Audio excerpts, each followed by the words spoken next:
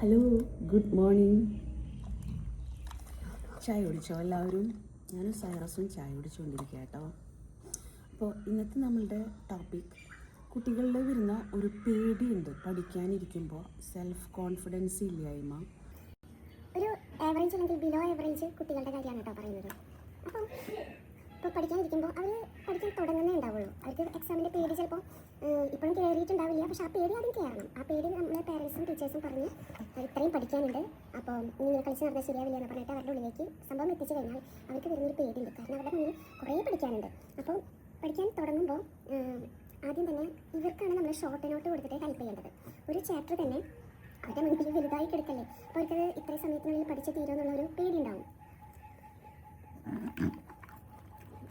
അപ്പോൾ നമ്മൾ ഹെൽപ്പ് ചെയ്യണം.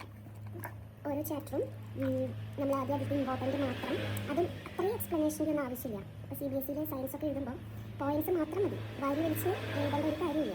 പക്ഷേ ടെക്സ്റ്റ് ബുക്കിൽ ഫുൾ എക്സ്പ്ലനേഷനാണല്ലോ എടുക്കുന്നത്. ബിക്കോസ് വേറൊരു റെഫറൻസ് ഇല്ലാതെ പഠിക്കുന്ന കുട്ടിക്ക് വായിച്ച് മനസ്സിലാക്കി എടുക്കണ്ടേ. അപ്പോൾ ടെക്സ്റ്റ് ബുക്കിലെ എക്സ്പ്ലനേഷൻ പറഞ്ഞിട്ടുണ്ടെങ്കിൽ കുറച്ച് വൈഡാണ്, നമ്മളതിനെ ഷോർട്ട് ചെയ്ത് കൊടുക്കണം അല്ലേ സൈറസ്? ഓക്കെ, സൈറസിൻ്റെ ഈ കാലുമലായിരുന്നു കേട്ടോ വയ്യായ. ഇപ്പം മാറി, ആൻറ്റിബയോട്ടിക് ഒക്കെ കഴിക്കേണ്ടി വന്നു. എൻ്റെ ഇടയിലൊന്നും നക്കിയില്ലേ സൈറു? കുറുമ്പ്. പിന്നെ പേടി വരുമ്പോൾ ഇപ്പോൾ ക്ലാസ്സിൽ TP ഒക്കെ നടക്കുമ്പോൾ ചെറിയ കോപ്പി അടിക്കാനൊക്കെയുള്ള ടെൻഡൻസി ഓൾറെഡി ഇവരതൊരു തമാശയാണല്ലോ. കോപ്പി ഒരു പ്രശ്നമുള്ള കാര്യമില്ല, അതൊരു തമാശയായി എടുക്കുന്നത് കുട്ടികൾ. അപ്പോൾ അതിൽ നിന്ന് പിന്തിരിപ്പിക്കാൻ ശ്രമിക്കണം. നമ്മൾ എന്താണോ പഠിച്ച് അത് എഴുതുക, മനസ്സിലായിട്ടില്ലെങ്കിൽ ചോദിച്ച് മനസ്സിലാക്കി പഠിക്കുക. കോപ്പി അടിക്കാനുള്ള ടെൻഡൻസി ഉള്ളപ്പോൾ പഠിക്കാനുള്ള ഒരു ഇൻട്രസ്റ്റും ഒരു ടെൻഡൻസിയും കുറയും.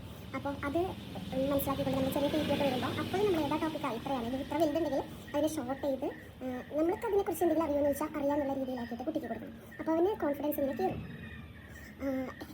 പിന്നെ ചെറിയ ആക്ടിവിറ്റീസ് എന്ന് പറഞ്ഞാൽ എപ്പോഴും ഇങ്ങനെ ഫിംഗറിൽ ഇതിങ്ങനെ 1 2 3 4 5 6 7 9 10 ഇതിൻ്റെ ഒപ്പം അവർ പറയണം I M the best in this world and I know many things. not only this studies, I know many things. I'm the best in this world. Okay, എന്നിലുള്ള എന്നെ മറ്റുള്ളവർക്ക് കാണാൻ ഇപ്പോൾ കഴിഞ്ഞിട്ടില്ല. പതുക്കെ ഞാൻ അവരത് എന്നെ അവർക്ക് പ്രസൻറ്റ് ചെയ്യും. അങ്ങനെയുള്ള കുറച്ച് മോട്ടിവേഷൻ വേർഡ്സോട് കൂടിയിട്ട് പിന്നെ കൂടുതൽ പേടി വരുമ്പോൾ അതിങ്ങനെ ഫിംഗറിൽ ഇങ്ങനെ കൗണ്ട് ചെയ്യുക. ഒരു 20 ടൈംസ് കൗണ്ട് ചെയ്താൽ ബിക്കെയിം ഫ്രഷ് എന്നുള്ളത് മനസ്സിൽ സെറ്റ് ചെയ്യുക. അങ്ങനെയുള്ള ചെറിയ ആക്ടിവിറ്റീസ് നല്ലതാണ് പേടിയുള്ള കുട്ടികൾക്ക്.